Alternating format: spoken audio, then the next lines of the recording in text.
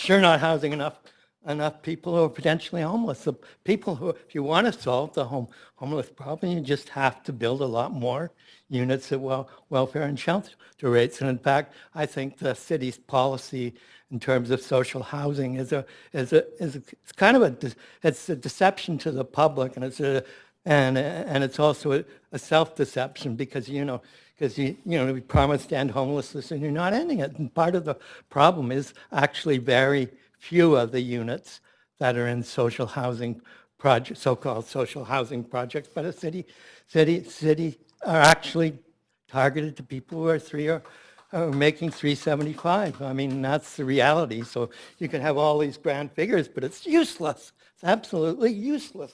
And to talk about an $800 unit as doing anything for the homeless population, it's doing zero.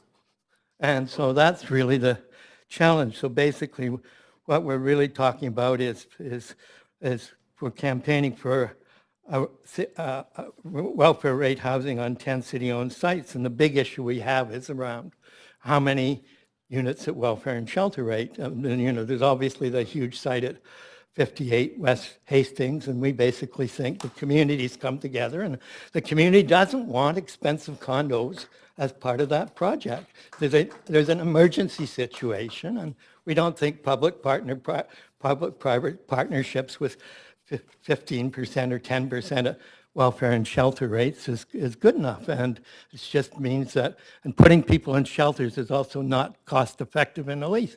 It's way cheaper to subsidize housing for people to live in. It's permanent.